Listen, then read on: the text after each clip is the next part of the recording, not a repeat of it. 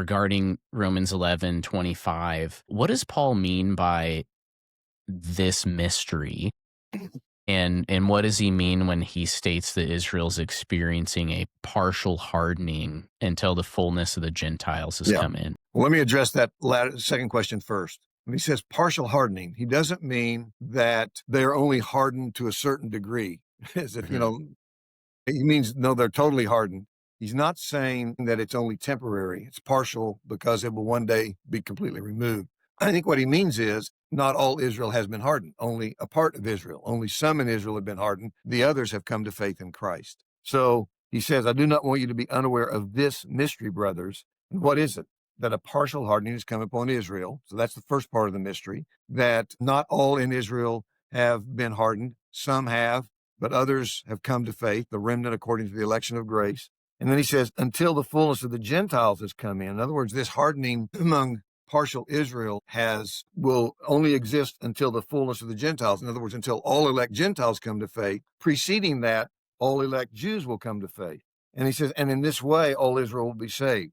And so I think the mystery concerns not just the partial hardening, but also the fullness of the Gentiles. And then thirdly, the way in which Israel is going to be saved. Hmm. The mystery is not the fact that they will be saved, but the manner. And the manner is, as he described in earlier verses in chapter 11, Jewish unbelief, Gentile blessing, come to saving faith, Jewish jealousy for Gentile salvation, Jews come into faith. This give and take between Jewish unbelief and Gentile salvation, Jewish jealousy, Jewish salvation. That's the mystery that I think Paul's trying to unpack. Yeah. So I know some people have said, gosh, is that really all that mysterious, the fact that Israel is going to be saved? And Paul's not saying that. He's talking about the manner in which they are coming to faith in Christ. That's the mystery. That's the strange scenario that it would occur by this Jewish unbelief, Gentile salvation, Jewish jealousy, Jewish salvation. And all this takes place during the course of time during which the fullness of Gentiles are coming in.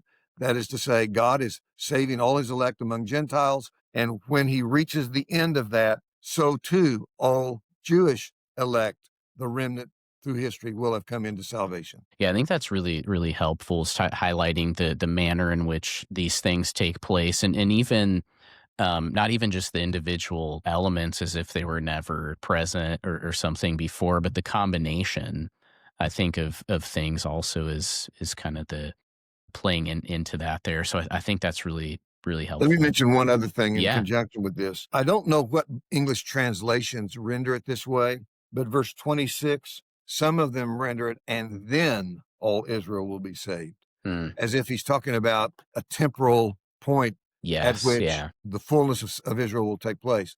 But that's not what it is. And I think virtually all commentaries and all Greek scholars have recognized that the phrase there, and thus, in this way, by this manner, Yeah. all elect within Israel will have come to saving faith in Jesus. So I think the ESV is correct in rendering and in this way, not and then. There are other words that could easily have been and more readily used to indicate a temporal factor, but it's not temporal that he's emphasizing here.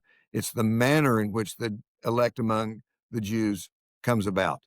Let me just say one other thing. I had someone ask me once, Sam, could it be both? Could you combine the two views? Could it be you're correct in saying that the way that the fullness of Israel is coming to pass is through the progressive incremental salvation of Jews throughout the last 2,000 years. And as kind of a consummate, if I can say it, a cherry on top of that, is that there will also be a mass ingathering of ethnic Jews into the kingdom at the end of the history.